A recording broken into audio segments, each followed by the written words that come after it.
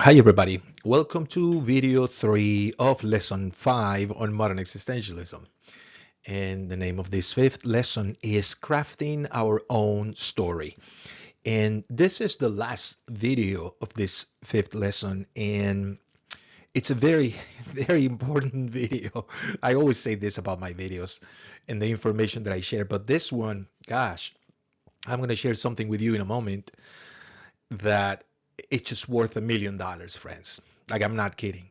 So, and actually, we're going to address it on the next slide. But we're going to start this video with Paul Bronson, who wrote one of my one of the most beautiful books that I've read, and one of my favorites, for sure. The book is called "What Should I Do with My Life?" And that title, right? And we used this book before, I think in lesson 2. And boy, it's such a great book because it's amazing that Mr. Bronson, he's a journalist, without being trained in philosophy or psychology, he is able to bring it all together, all the ideas that we've been talking about here in our videos on modern existentialism. And it's amazing how he connects all the dots in real life experiences. And I want you to pay attention to the wording of the quotes, the two quotes that I'm going to be sharing right here in this first slide that comes straight from the book, right? What should I do with my life? But let's begin with the first quote. Who you are is more important than what you do. The goal is to bring what you do in alignment with who you are, so you don't end up being someone you don't want to be. Sounds simple, right? But boy, this is so profound. It's so true, so existential. Okay, we've been talking about a story, right? From the standpoint of modern existentialism, a story, it's an account, a narrative of you, who you are first, and then what your goal in life is, your purpose. So we already talked about in the previous video the identity part of the story, right? How we craft this identity part, how we discover, right? Or we can actually articulate in a statement who we are as individuals, what sort of work and analysis we have to do. Okay, we already did that. But the reason why we had to start with the identity part, right? It's because it's just the way it has to be. Look at the quote one more time, the very beginning. Who you are is more important than what you do. So the first thing we have to settle, we have to establish and have very, very clear is who we are.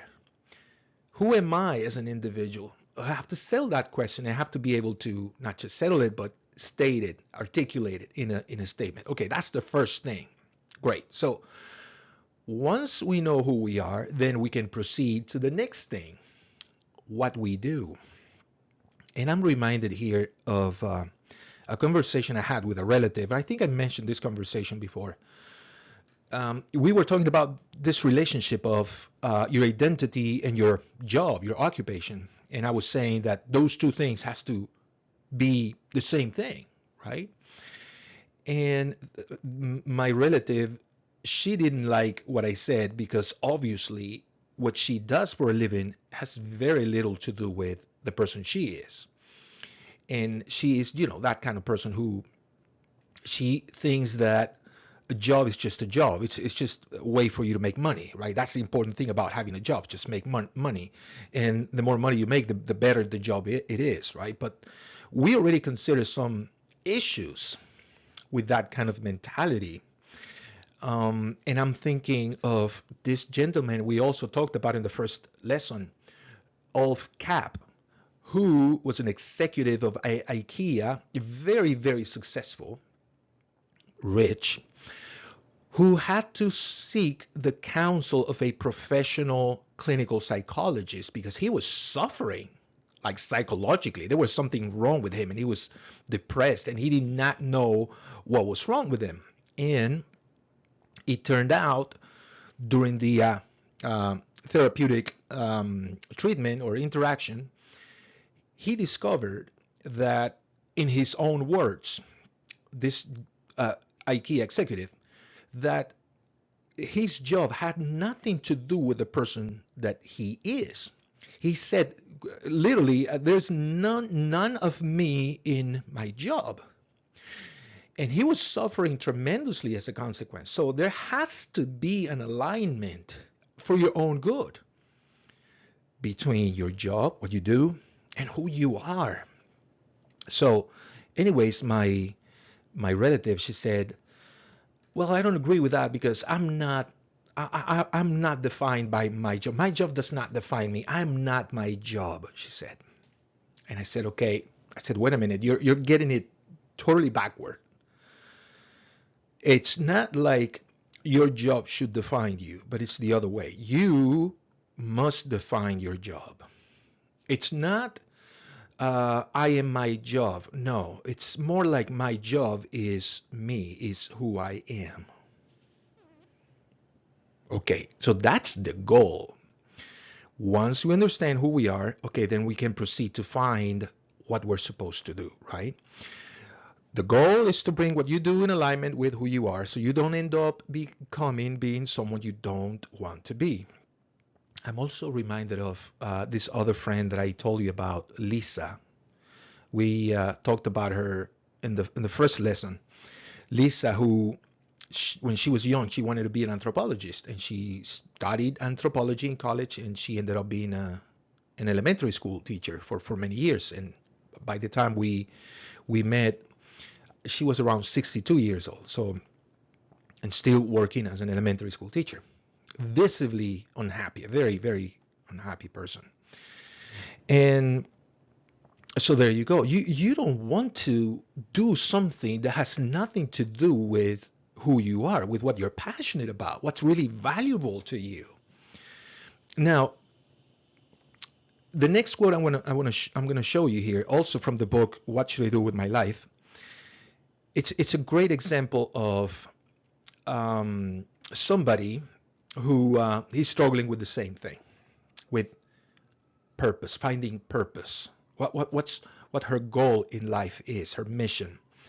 But once again, I want you to pay attention to the vocabulary because it's just beautiful. This is one of the many people that Mr. Bronson interviewed for this book, What Should I Do with My Life? And all these people were struggling with the exact same thing. Every single human being struggles with finding meaning, purpose in life. I mean, this is not a problem unique to intellectuals, right, or philosophers or smart people. No, this is something that it's relevant. It's the most relevant thing in life for everybody. We want to feel that our lives mean something. So if not, we're going to suffer from it. So I want to show you one of these persons that he interviewed. Jessica is her name, and once again, let's see that interaction. Mr. Bronson writes, on paper, Jessica's life was typical for a 28-year-old. You might wonder, what was her problem?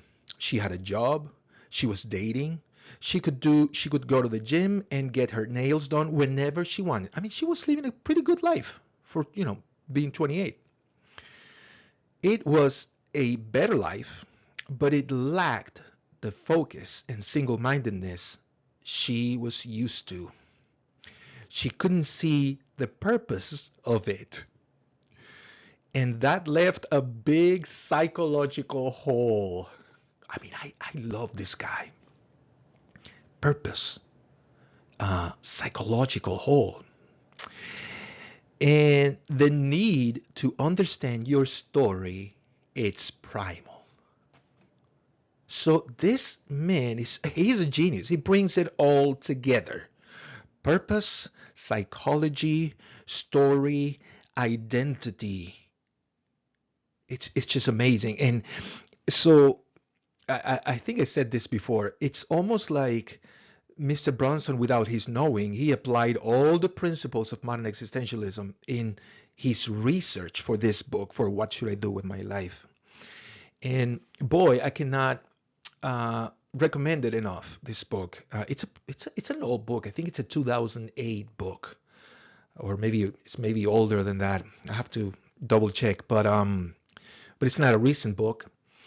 But I recommend it because you can find in this book many real life examples, real people who struggle with the same thing, with the same search. And many of them actually found their purpose, their mission. Beautiful book. Anyways, the next slide. Okay, the next slide is the $1 million slide, friends. I'm not kidding. So it's a diagram, it's a visual that I came up with. I'm taking full credit for it. Maybe somebody else did, came up with the same idea, somewhere else. But I'm being honest with you. This is something that occurred to me. I don't know for what reason I wanted to uh, come up with a visual representation of how you find your purpose, your mission in life. And after years of thinking about this issue and trying to come up with any image, visual, graphic, I came up with this. I'm going to show you on the next slide. All right, friends, here it is, the purpose diagram. All right, simple Venn diagram. Take a look at the four spheres, right? We have the talent sphere, passions, we have values and needs in the community. The goal is to find something, an occupation, job, why not, profession, activity, whatever, that aligns with all these four spheres. If you can find that thing, then you got it. Most likely, most very likely, you got it. You got your purpose, your mission in life. It can be maybe more than one thing, which is great. But in the struggle, and this is, you see, this is something that Paul Bronson did not consider, did not have in mind, right? This purpose diagram, because it would have made his research, I think, more clear, right? In knowing how to tackle, right, every interview, and but anyways, that's a different matter, different issue. Talents, passions, values, needs in the community. Okay, my case, very simple, right? Talk about talents. Okay, for talents, we got to define these bubbles, right? By talents, I mean things you're good at, things you're very, talented, skills you have that they're pretty good, and things you do that make you outstanding, right? And it can be so many things. We're good at so many different things.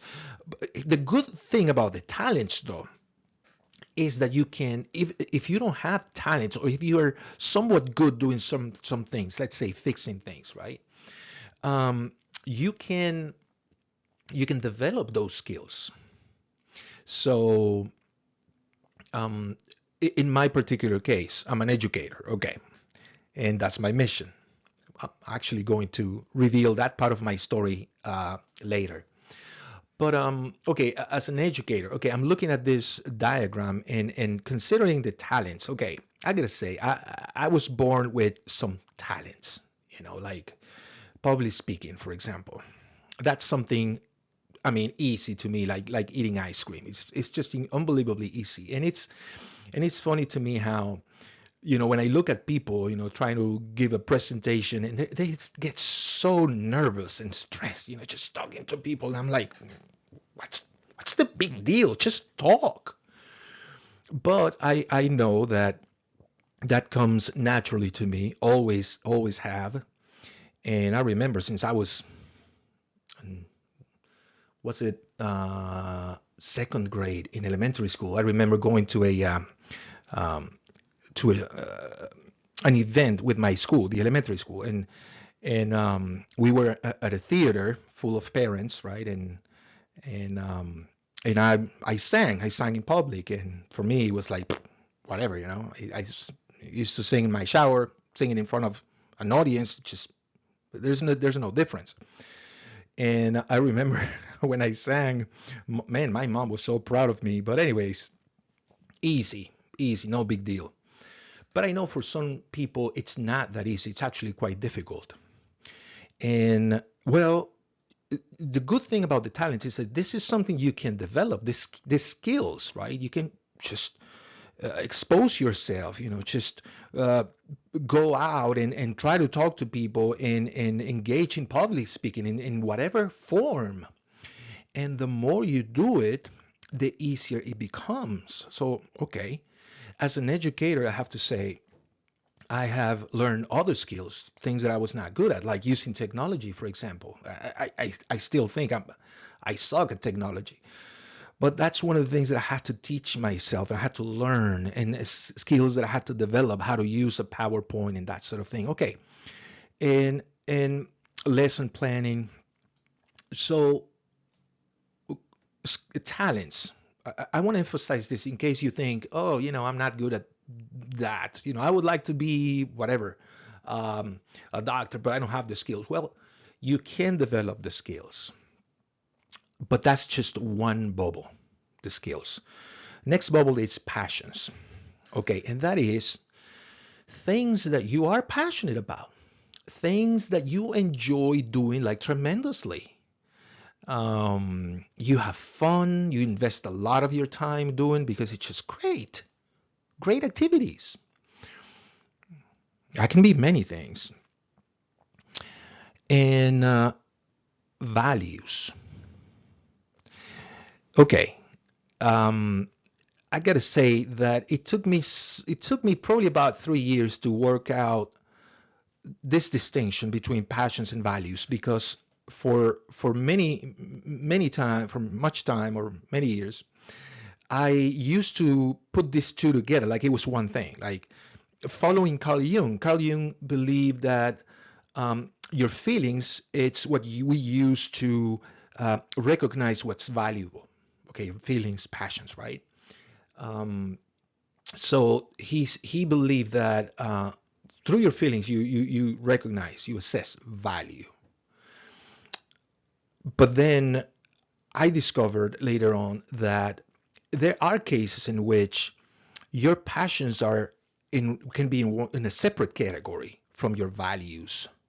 Okay, because the thing is, people think, okay, whatever you're passionate about is something you value. That seems the logical thing to think, right? Passions and values are the same thing. If you're passionate about something and you spend a lot of your time on it, okay, that means that you value it a lot. In most cases, that's true. But there are other cases that that's not the case. For example, I've known people who are very passionate about playing video gaming, and their only thought right during the day is just get home from work so they could play their video games, and they're pretty good at playing, right? And they have invested so much of their time, but they know that there's nothing really meaningful about playing video games. And meaning by meaningful, this is important to define. I mean something that you're convinced it's important. It's something of value not only to you but up to others. Others can recognize the value of it. So obviously, what's so great about being a good video gamer?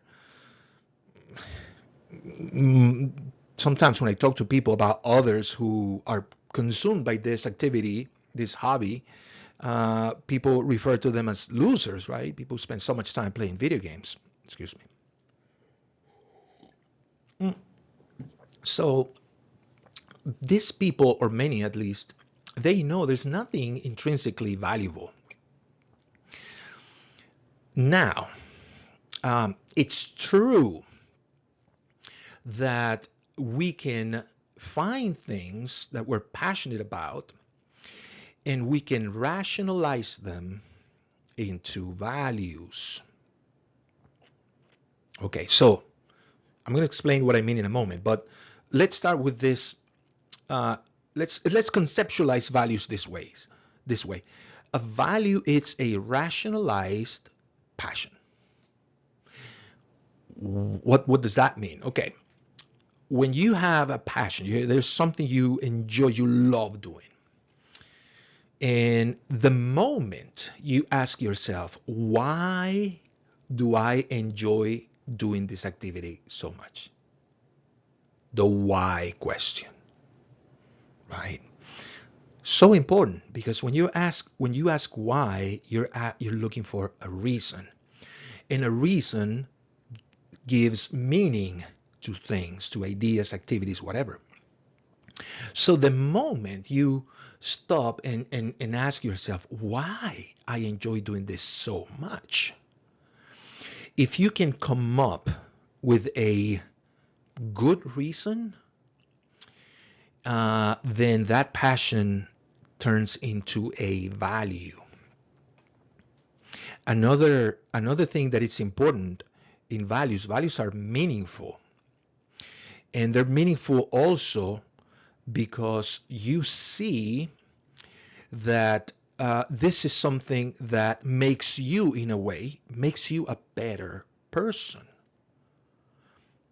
Does that make sense? Like, your values are things that you know there's intrinsic value in those things, and even others can recognize the value in them.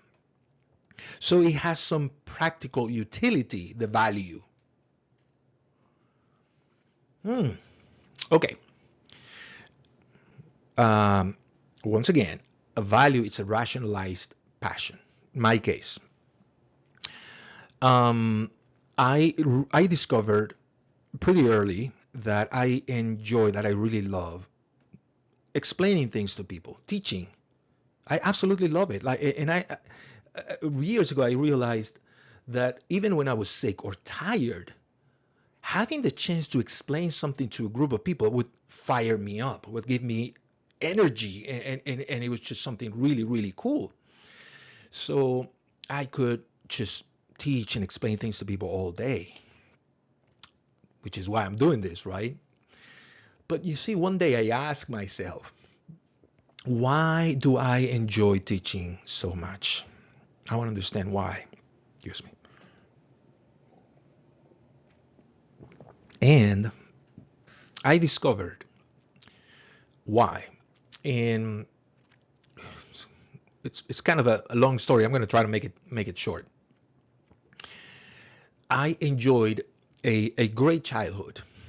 I mean, I have no complaints about my parents, but one, just one complaint. They loved me. They were great, but they gave me, number one, way too much freedom. Way too much freedom. Meaning what? Meaning they didn't teach me any restrictions, limitations. Um, Number one. Number two, they did not give me guidance. And that's the one I suffered from, not knowing what to do with my life, not knowing where to go, what choices to make, what was a good choice and what was a bad choice, and what makes a good choice or something preferable than other. I had no clue. I had to figure out things by myself. So they did not do a good job explaining things to me, right? Telling me, talking to me about life. None of that. To give you an example, when I finished high school, I remember having this conversation with my parents, and I said, "Well, I finished high school," and they were like, well, "Yeah, good for you." And I was okay. And what am I supposed to do now? Like, and they looked at me and they were like, "I don't know. What do you want to do?" And I said, "I don't know. Should I go to college?" And they were like, "I don't know. Do you want to go to college?" And I thought, "I don't know. I don't think so." It was like that. Gosh. So I had to figure out things by myself. So in the end, I decided not to go to college. And boy, that just made my life difficult. I struggled with things for many years just because I didn't have the appropriate wisdom. I always tell my students, they say that the shortest distance between 2 points is a straight line, right? My life has been something like, uh, for me, going from point A to point B rather than a straight line, it has been a long spaghetti. And when I finally got to point B, I looked back and I realized, man, I could have taken this straight path that I wasn't aware of. And and gosh, that was frustrating. I remember telling somebody about this problem, and she said, well, but you enjoyed the ride. And I'm like, no, I didn't. Um, enjoy the ride. I did not even know there was a destination I needed to land on. And anyways, friends, it's been very frustrating to me. So one day I understood why I love teaching. That's the point, right? We're trying to understand passions and values. And I realized that I absolutely love when I can help somebody with information.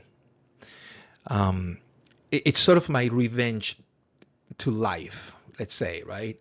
When I meet somebody who is totally disoriented, somebody who does not know what to do, man, I immediately recognize it and I go up to the person and say, hey, what's up, man? Can I help you with something? Do you know do you know what you want to do here? Do you know what choice to make? And I do my best to engage with a person and show them that I really care and warn them about, hey, if you're considering choice A, this can happen and this other thing can happen. These are the possible negatives and these are the possible positives. And I want to help people having a better picture of everything, of a choice, so they know what they're getting into. I didn't know what I was getting into when I was growing up. So I absolutely love that.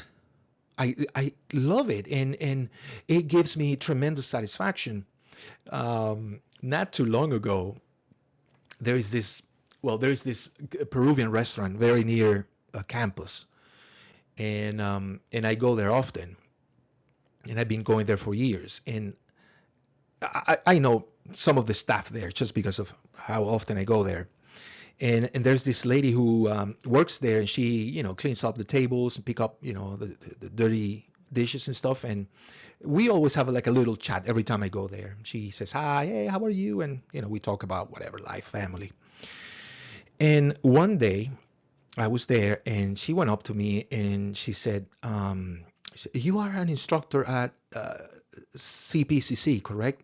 Central Piedmont Community College. And I said, yeah. She said, well, I have a little problem.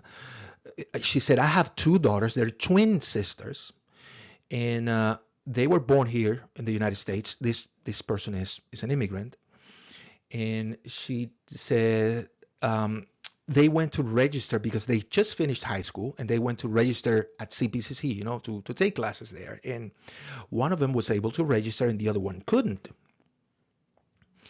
And I said, why? Why the second one could not register? And the lady says, well, I don't know. But they told her that she couldn't register. And I was like, okay. I said, and their twin sisters, they were born in the United States? Yeah. And I said, did they go to high school together? Yeah, they graduated just a few days ago. And I was like, okay, there is something missing in this picture. And I said, please put me in contact with your daughter. Let me meet her and talk to her and see how we can fix this. And in the end, I agreed to meet with her, and we talked about her situation, and we went together to the registration office at CPCC, and I was like determined, man. I was like, okay, we're gonna get to the bottom of this. We're gonna get you registered, like yes or yes. And so we talked to the person at the register office, and we made all sorts of questions, inquiries. And long story short, there was some document missing. She was trying to, she could not establish North Carolina residency. It's just one of these, requirements for registration. We figured that out and we got her registered. And friends, I was so happy. Like I was unbelievably happy. Like, yes. Why? Because I didn't have the same luck when I was growing up. And when I was in the United States and I decided to go to college, I went to college to register for classes 3 times. 3 times. The first time, I did not understand the process. I was like, and nobody was willing to help me, like really, really help me. And everything was so confusing for an immigrant, man.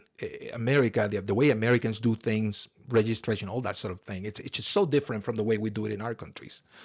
So I grew discouraged and I was like, the hell with this college idea. Then a few months later, I was like, man, I should try again. And I went a second time, same thing. No, you need this, you need that, you need this paper, you need to take this thing, you need to talk to this person, you need to.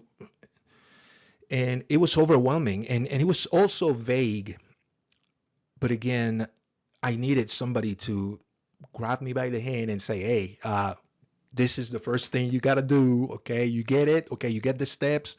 Take this step first, and then when you're ready for the next step, let me know, and maybe we'll do it together. Right? I didn't have that person. Well, I am that person.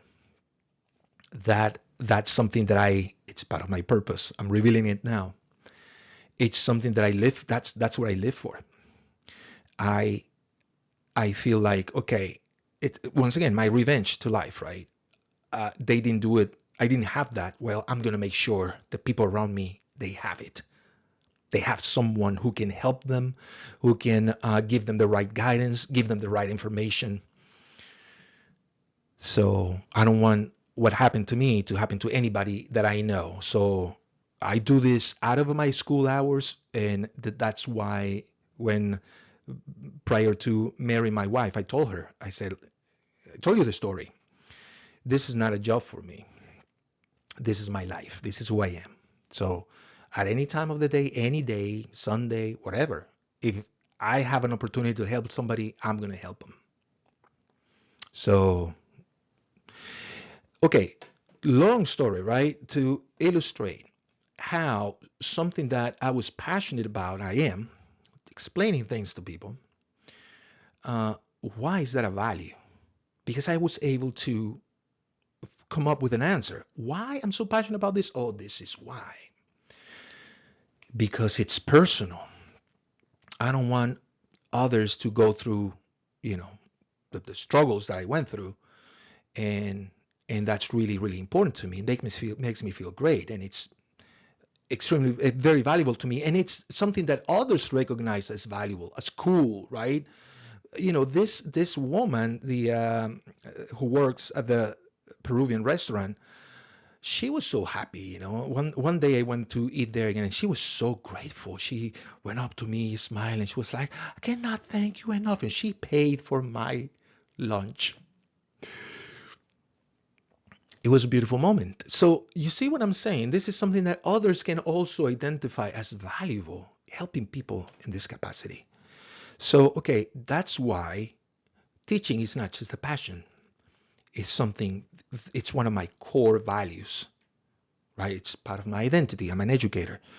And that relates to the next bubble, needs in the community. Okay, by uh, imparting, by teaching others, passing out information and wisdom, I actually meet a very important need in people in the community, right? People who are not, are unaware of opportunities, um, and information that I have and I can supply. And that makes their lives easier. And so there you go. That's how my profession aligns with the 4 bubbles: talents, right? I'm good at. I have some natural talents, public speaking. Others I developed something that I'm passionate about teaching, and it's very, very meaningful to me. Uh, it's a value, and it touches people in a very practical, meaningful way, right? I, in a way, I help people having better lives. Okay. Now, let's use this example now to sort of illustrate how we can do the analysis with in a different person.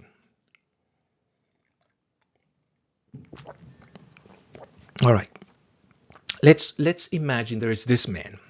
Okay, this guy who he's obsessed with baseball. Okay.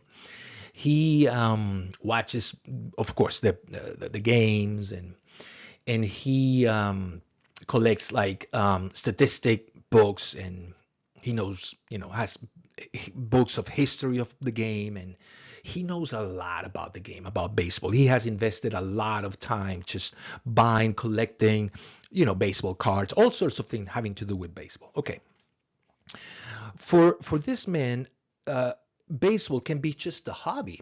It's a passion, right? Something he's passionate about.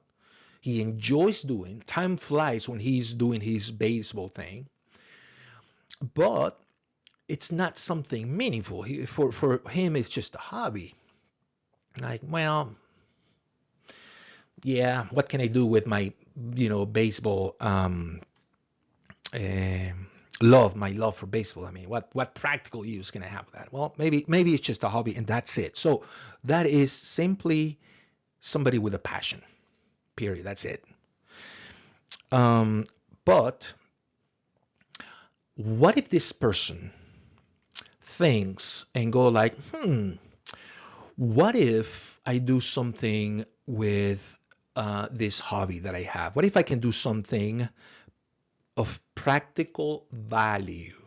Like what? Like maybe maybe I can be a sports commentator,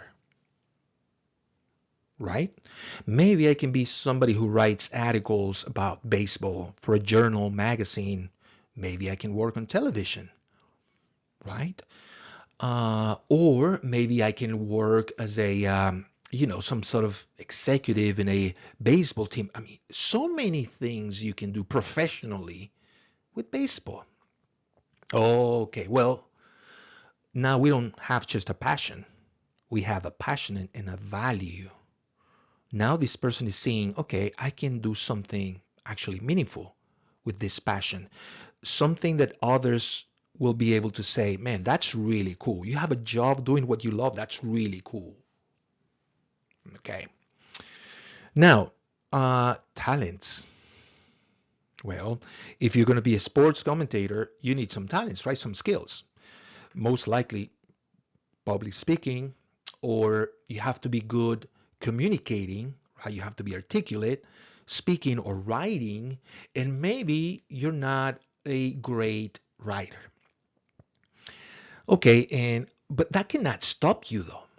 If you're not a good writer, if you hate writing, you have to think, okay, well, you need those skills, right? If you're serious about becoming a sports commentator, so you can train. You can sign up for classes and for public speaking or a writing seminar or whatever. Get together in a club, writing club, and just practice till you develop the skills. And here's the cool thing: when you're really passionate about your goals, right? Because let's say for this man, the goal is to be a sports commentator. He's passionate about baseball. That makes the training a lot easier. So even if you have to sign up for classes, take classes, and practice writing and writing, it's going to be easier knowing that you have this goal. So that goal is going to motivate you to just do better and try to even outperform, right? In your writing, in your speaking, and any other ability that might be necessary for that job. So yes, there's work to do, but because you're passionate about it, it's not going to be that hard. You actually, probably you're going to enjoy it. developing, acquiring the skills necessary. Now, what about the needs in the community?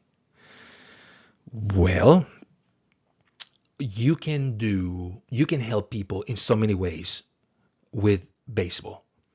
Um, you can be a coach, right? Your free time, or maybe you can be a professional coach. Maybe you want to do it full time, right? Coach kids and use coaching to mentor kids, which is very, very important. This is something kids need, right? Like I needed mentoring, I needed guidance.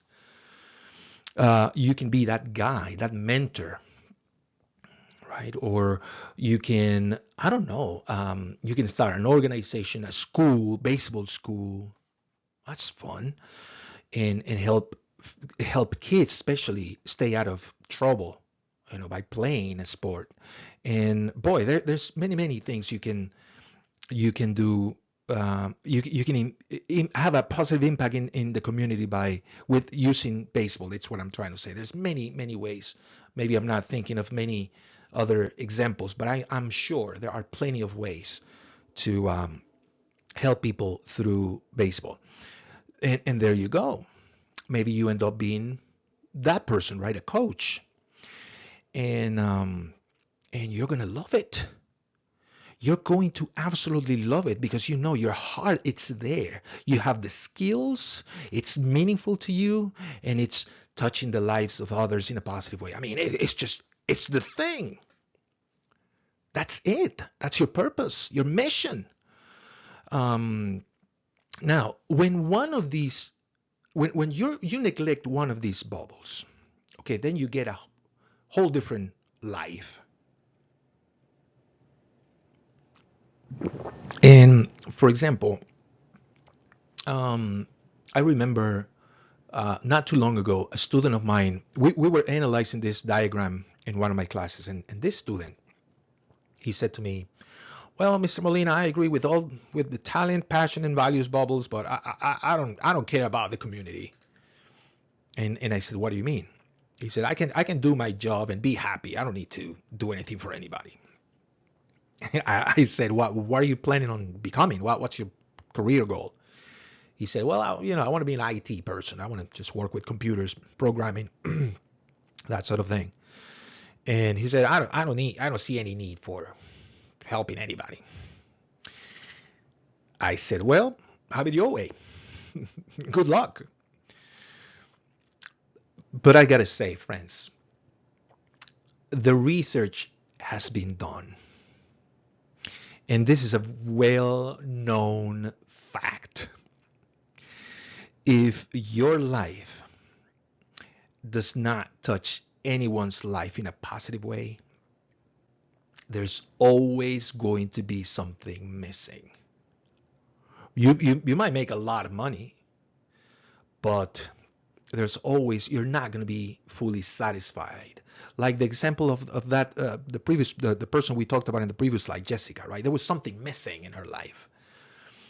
And this is pretty common knowledge for people who are successful, like successful in every single way. If you don't believe me, try to find somebody you really admire and somebody you consider successful, right? And somebody who is happy, and somebody who projects this happiness. It's almost like the happiness, the joy, the peace inside of him just flows through his pores. And that kind of person. And if you know a person like that, or two or more, right? Go up to them and ask them how important it is to help others. And they're going to tell you, I'm sure they're going to tell you the same thing. This is super important. Super important. So, um, other people just know they are very, very good at something, and they have the natural skills, right? Numbers, let's say, you're really, really good with math and really good with numbers, and I know a lot of people like that, and they go for a high-paying career as an accountant, an administrator, right? And yeah, they make a lot of money and they work with numbers and stuff, but they're not happy. And yes, you can monetize on your talents, right? And yeah, you can be successful, but there's always going to be something missing. Well, once again, remember the case of Cap, the IKEA executive. Maybe that was him. Maybe he was good at public relations, numbers, administering things, understanding the economy and that sort of thing. But maybe his job was just he would spend most of the time, in an office, not really uh, interacting with anybody directly, with any person, any human being, not seeing any change, any positive change being made because of his job. I'm speculating, right? But I hope you see what I'm saying. He was not happy with the job, despite his success. So you want to make sure that you have something. If you found an occupation that you think it's really, really meaningful, it's great, make sure it aligns with these four spheres. Um, by the way, I'm not saying that, in case you got that impression, that whatever it is that you're doing, your calling, your purpose, you're not supposed to be making a lot of money. Mm-mm. No, because I've known many people who are quite successful, happy. Like, I remember meeting a doctor recently who, doctors make a lot of money. This guy had a lot of money, and he retired to his practice to start going to uh, countries in Latin America, countries that are underdeveloped, and countries that people need healthcare um, uh, help, right? But they don't have access to it. And he's dedicated now to just going to these poor countries and help people with um, healthcare needs. And this man, it's an unbelievable person. So happy. He has such a beautiful family. It's just unbelievable. And he says that it's just so rewarding helping these people. He makes zero money helping these people, but he made enough money already. So I hope you see what I'm saying. Um, in the end, what matters, what really matters, what's valuable, meaningful, is helping people with your skills, passions, and values. So that's it, friends. That's the $1 million slide. And gosh, I try to put. I mean, this is something very complex to understand, right? How to find your mission in life. I mean, are you kidding me? In a Venn diagram. But that was the goal. I wanted to make something very, very, very complex, difficult. I wanted to make it the simple, present in a way that is simple, easy to comprehend, so people can use the diagram to find their mission in life. I don't think my explanation has been very difficult, very complicated only for intellectuals. I don't think so. So once again, check your talents, skills. Probably you should start with the passions, right? Think about what you're passionate about, what you really, really enjoy doing, and then go from there. Values, talents, develop the talents, and find the needs in the community. Okay, let me just finish this slide with very, very, very important advice, because I want to make this as easy for you as possible. If you're young and you still don't know what you're good at, you don't know what you're passionate about, and so this is very vague to you. You're like, well, I don't know what I like. Well, here's an advice for you. Go out and try different things.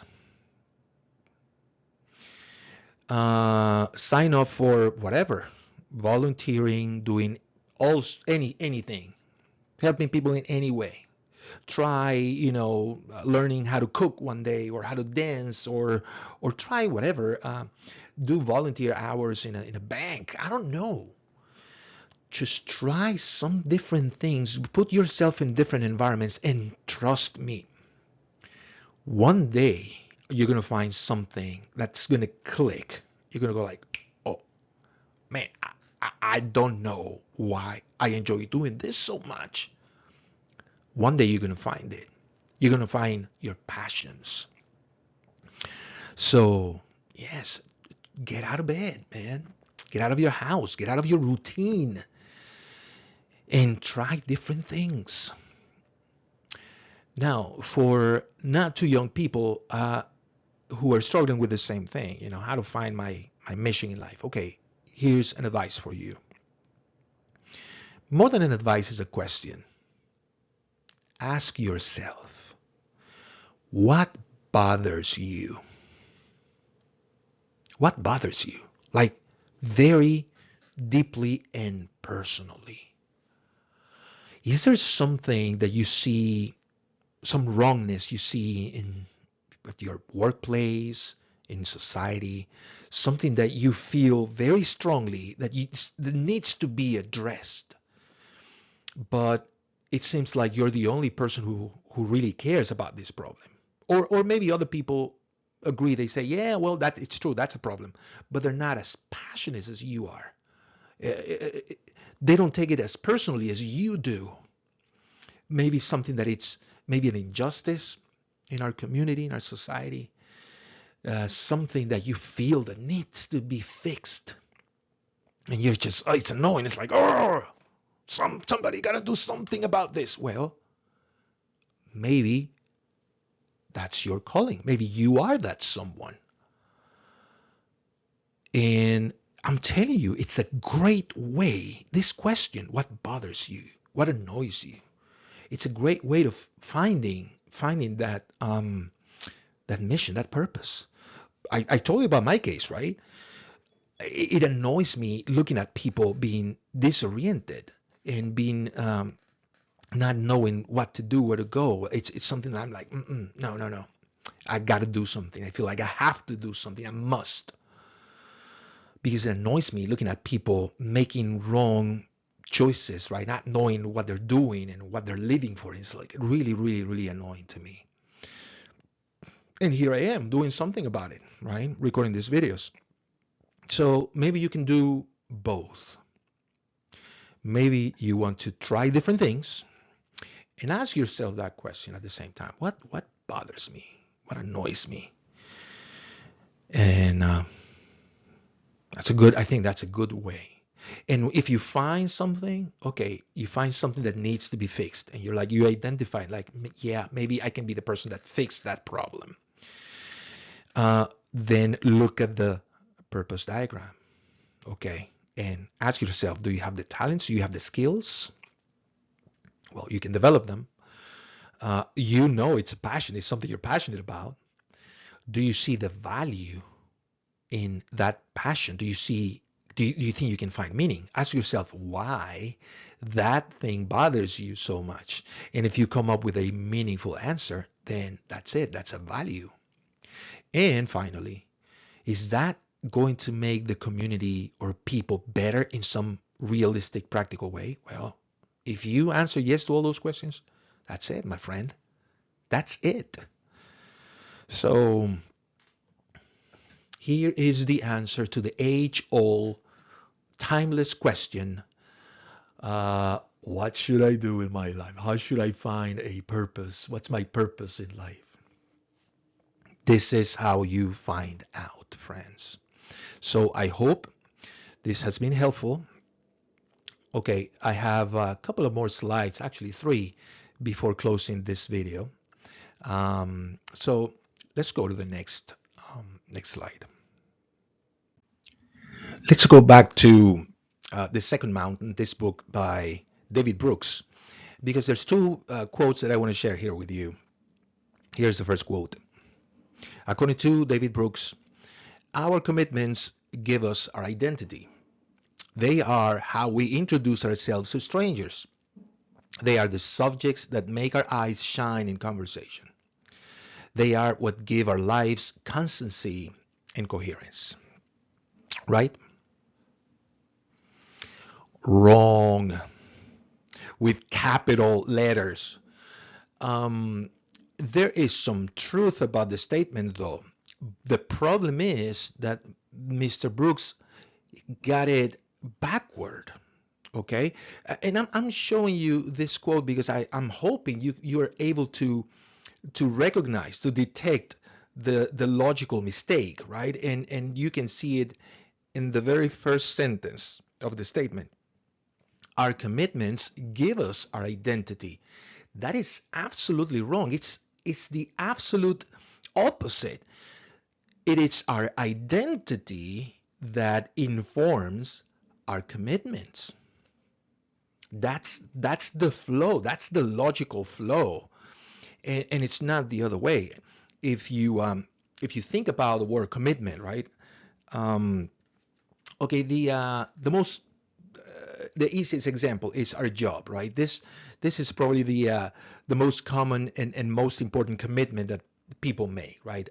They commit to a job, to a schedule, to perform a series of tasks, and to be held responsible for them, and that sort of thing. And you know, your job takes an important portion of your day, of your life. So this is a very important commitment. But it's not true that this commitment, your job, gives you your identity. Okay, that is the confusion, friends, that you can never do. It, it's the other way, right?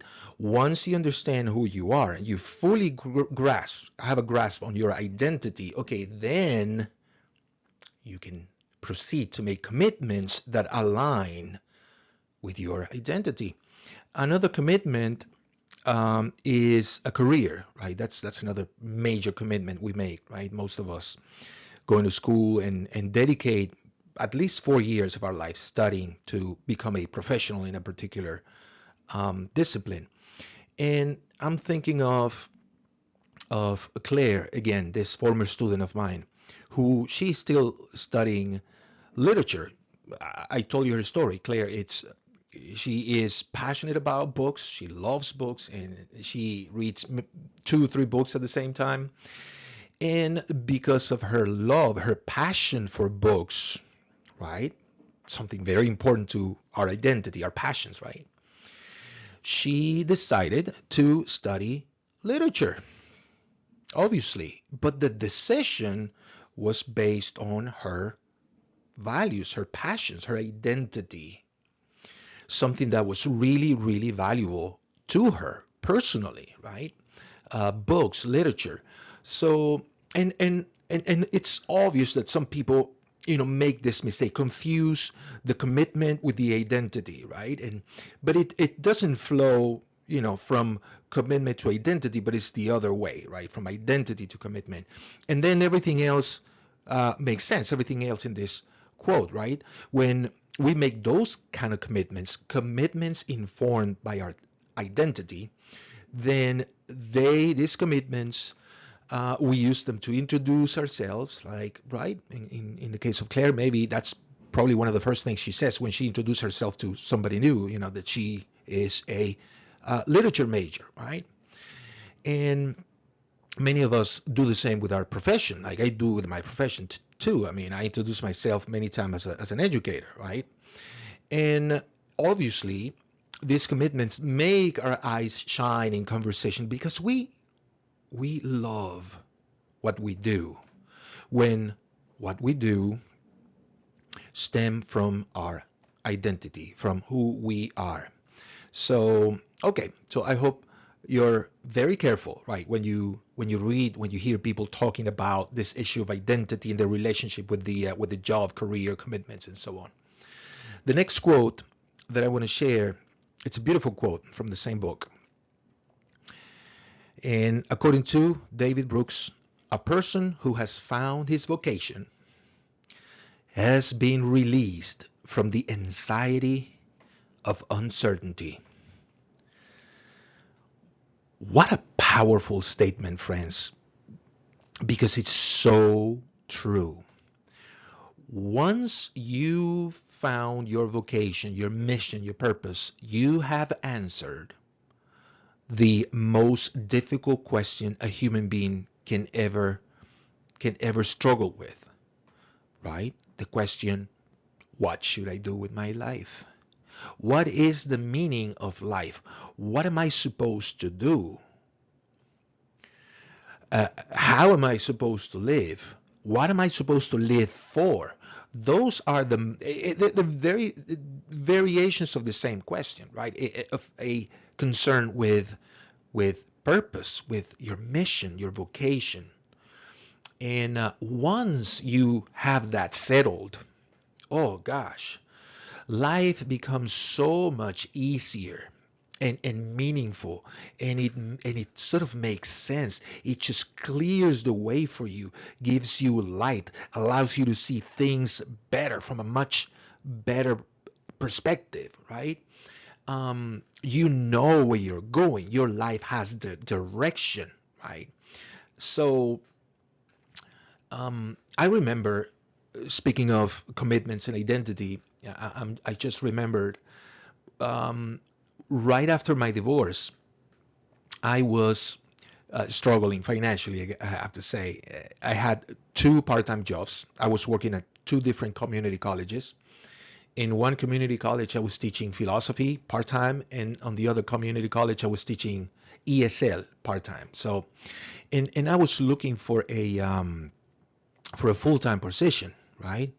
I mean, I desperately needed a full-time position, and I was just, spreading uh, the word and letting people know if they knew any opportunity, right? And full-time position comes with, good salary and benefits and so on. And one day, my supervisor from the community college I was teaching ESL at, he actually came up to me one day, and during our break, and he said, "Hey, Luciano, I have a great opportunity for you." And I was like, "Wow, great!" I was so excited. He said, "There's an opening in our department for an administrator," and he told me, "You'll be perfect for the position. You have the experience. You know what we do here, and you will have my full endorsement, support. So if you want the position, it's pretty much yours." Kind of like what he said, right? Still had to apply and go through the process, but and and I thought about it for a few seconds, and I said, "Gosh, thank you, like really, thank you so much, but I'm gonna have to say no." And he looked at me like, uh, "You're not interested in the position? Didn't you say you're looking for a full-time position?" And I said, "Yes, I am, but I'm looking for a teaching position." I said, "Because I'm not an administrator. I'm an educator." And I don't know what he thought at the moment. Maybe he thought I was stupid, right? How can you say no to an opportunity like that, right? I mean, you need the money. You're going to get paid more. You're going to have benefits. Duh, right? It's a no-brainer. Well, I knew, and I know to this day, that I'll be so miserable working as an administrator, like really, like doing like just paperwork and working all day in front of a computer in a little cubicle somewhere. I will be so terribly unhappy, and I don't care about the money. I really don't. I care about my mental health.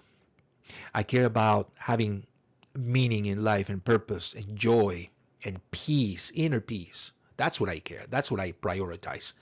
Myself, my identity.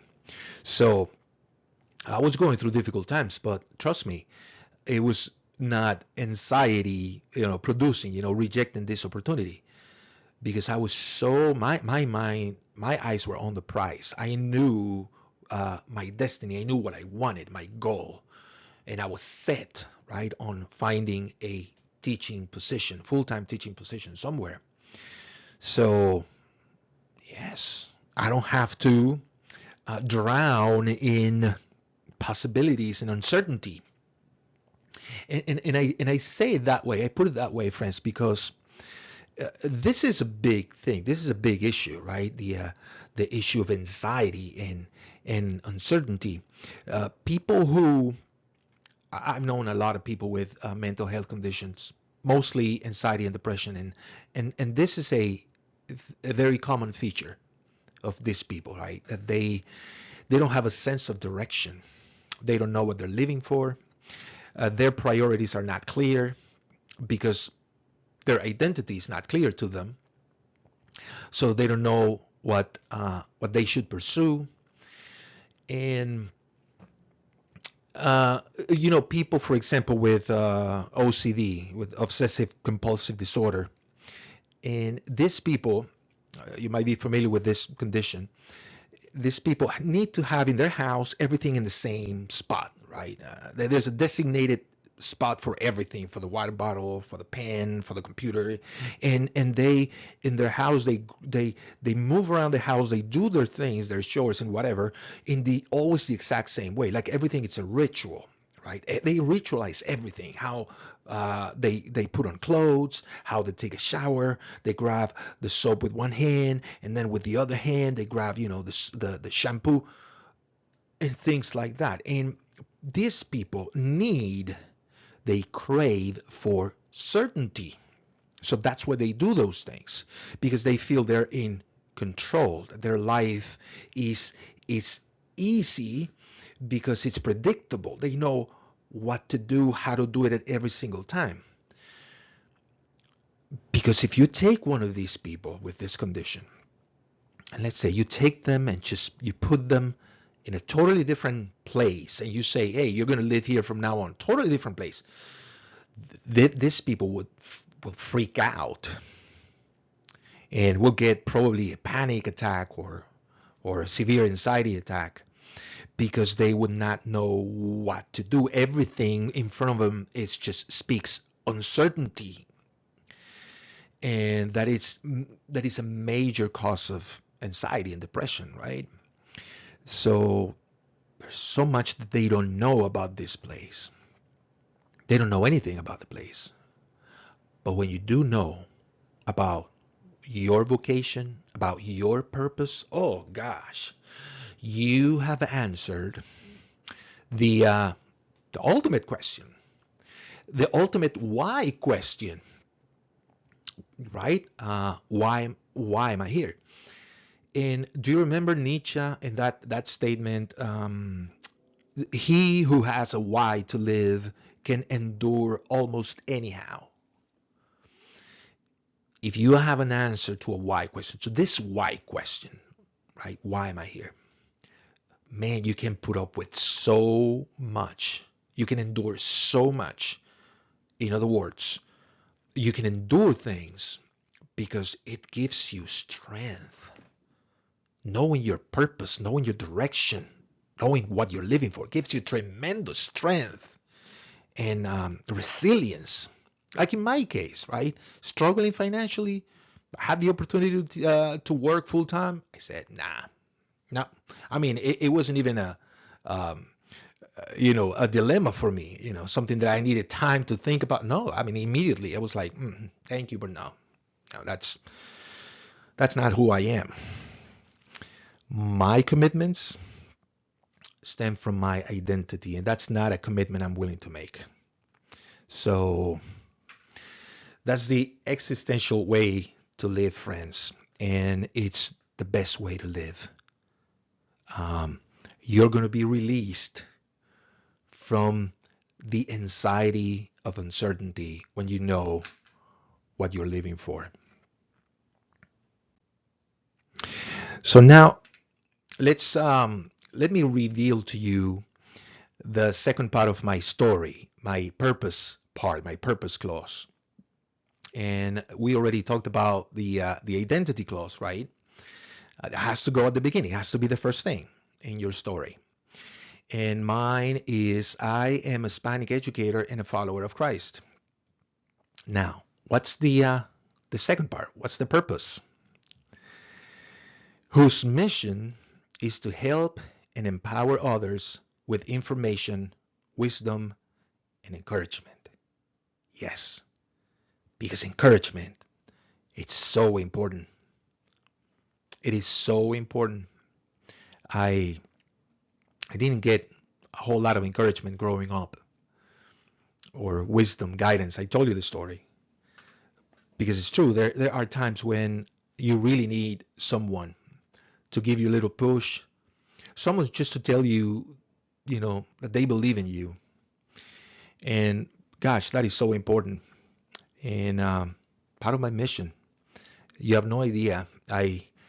I'm in contact regularly with former students who I decided to help. I decided to have a relationship with because I knew they they needed that. They needed encouragement. They needed guidance, and I keep and regularly check on them. And man, I always every time I talk to one of them, I always encourage them, and I always let them know that I believe in them. That they have great potential. And friends, that makes me incredibly happy, and looking at their eyes and see the hope in their eyes and the gratitude. I mean, um, that has no price. It's priceless, friends. So I absolutely love what I do. I absolutely love helping people with information, wisdom, guidance, um, and encouragement. Now, this is my story, and it's also helpful in. I mean, it's in so many ways. Sometimes I'm a human being, right? I sometimes I get lazy, and I spend too much time in the couch watching TV or watching YouTube videos, and a voice inside my head reminds me every now and then, hey, what are you doing? Wasting too much time here. You have a mission to accomplish. You have a job to do. Do something. Go out. Encourage someone. Call one of your former students. Create a lesson, a video. Do something productive. And I'm like, yeah, I think I should. And I do it. And it's a funny struggle, let's say, because on the one hand, I mean, I totally get how sometimes you just want to relax, you want to chill and take a day off. And yet, as soon as I get to work, I get out of the couch and I'm like, okay, I'm pushing myself, and as soon as I start doing what I'm supposed to do, what I'm called to do, gosh, I got so much energy.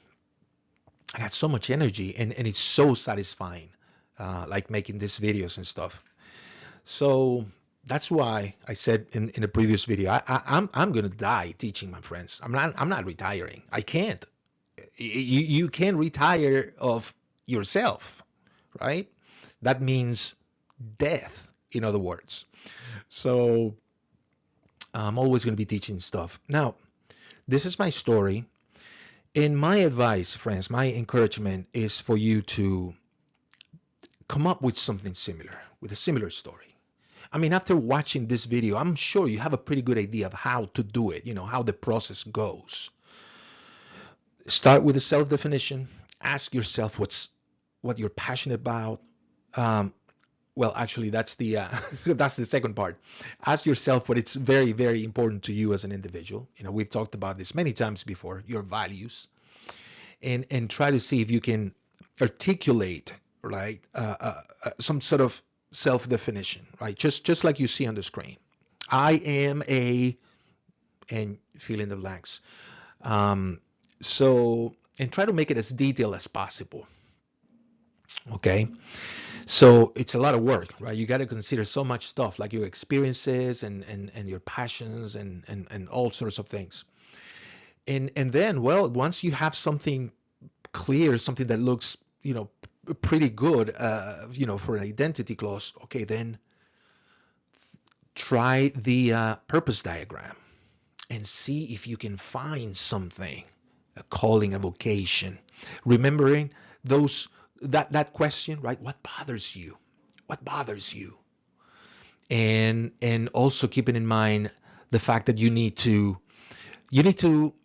learn more about yourself through experiences, right? Try different things, travel, and engage in different activities and volunteer and do all sorts of things so you can uh, experiment, right, with activities, occupations, and you'll find the right one.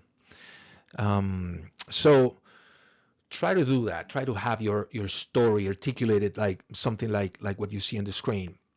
But this is a very important warning. Very, very important. You got to keep in mind that you're you are a project. Okay. You are a work in progress. Okay. So you evolve. People evolve, and you have to be mindful of that. And because I am, even at my age, 52, I know that maybe with time, I'll be discovering, learning new things about myself, right? The things that I wasn't fully aware of, new interest, passions, perhaps. And I have to be open to that and be open to revise my story accordingly, okay? Because it's what I do, what I've been doing. I told you how at some point in the past, in my self-definition, I had the word father. And then I realized that's not a good idea. I cannot base my identity on other people, my relationship to other people, my daughters in this case. So I removed that from my identity. Again, in our identity, we want something solid, something that's unshakable, something that cannot be taken away from us. Okay? My passion for teaching, that nobody can take that away from me. My being Hispanic, nobody. My being a follower of Christ, never, ever. That's something I will never, ever lose. So you want to come up with something like that, something solid for your identity. But again, um, you're going to discover new things, and you're going to tweak. You have to tweak your story. Now, don't uh, go to the other extreme, because there's two extremes here, right? You don't want to, okay, formulate a story and that you might be really, really satisfied and happy with, right? And commit to that story for the rest of your life. Like, really, you don't want to do that, right? You have to be flexible. You have to understand you evolve. You, yes, over time. And the other extreme you want to avoid is changing your mind about important things, important commitments, and about important aspects of your identity. You don't want to be one person today and a different person next year. Like, you don't want to have two different, totally different stories within a year or 2 years. No, that's not right. There's something missing there. You probably haven't done the job correctly, the job of analyzing yourself and understanding who you are. So um, there must be continuity in your life, right? You have to be able to identify when you, let's say, when you look at your story from 5 years ago and you compare it to your story now, you have to be able to see the same person, in essence, the same person, but with some differences, right, in terms of interest, perhaps. Um, so yes, you don't want to change that's your story that radically, because that's strange, don't you think? People don't change that radically, but people do evolve. I believe in that. So I hope that's clear. And let's finish one more time with Soren Kierkegaard. And this quote that I'm going to show you, I want you to keep in mind. Kierkegaard wrote this when he was about 21 years old. Okay? He was pretty young when he wrote this, I'm going to share with you. He wrote it in one of his journals, and it's a pretty famous quote. Kierkegaard writes, what I really need is to be clear about what I am to do. It is a question of understanding my destiny, of seeing what God really wants me to do. Kierkegaard at 21, seeking his vocation, his mission. The thing is to find the truth, which is truth for myself, to find the idea for which I am willing to live and die. Think about it. With only 21 years of age, Kierkegaard was absolutely convinced, he was certain that without a mission in life, without a purpose, or as he says right here, he loved that term, the idea, right? He lived for the idea. That was just his way of referring to his vocation, his mission. He knew that without that, his life would be a struggle, would be really, really, really difficult. Because this is the most important question, friends, right? The why am I here for? Why am I here? So he knew it back then, and he was so passionate, just trying to figure out what that thing was, what the idea was, what the mission was for him, his purpose. But I wonder how many people at 21 are certain about that thing, about the fact that without a purpose, without a clear purpose in life, gosh, you're going to struggle. You're going to suffer. So pretty interesting how he knew that so early in life. And well, that's it for this fifth lesson on modern existentialism. I really hope this video has been helpful. At this point, though, I have to say this, right? With all the previous lessons in mind, modern existentialism, friends, comes down to two things. Okay, number one, knowing yourself. That's it. That's something that is just fundamental to modern existentialism. That you regularly, daily, why not hourly, you examine yourself. You dig inside. You analyze. You assess situations, and you try to learn because you're asking the why question. Why is this happening? Why is this person reacting this way to me? Right? And you want to make that a habit in your life. Okay, knowing oneself. That's the first thing. And the other thing about modern existentialism is being authentic. And when you know yourself, right, the next thing is to reduplicate, to use Kierkegaard's term, to make a commitment with yourself to live according to who you are, to your identity, self-definition, whatever you want to call it.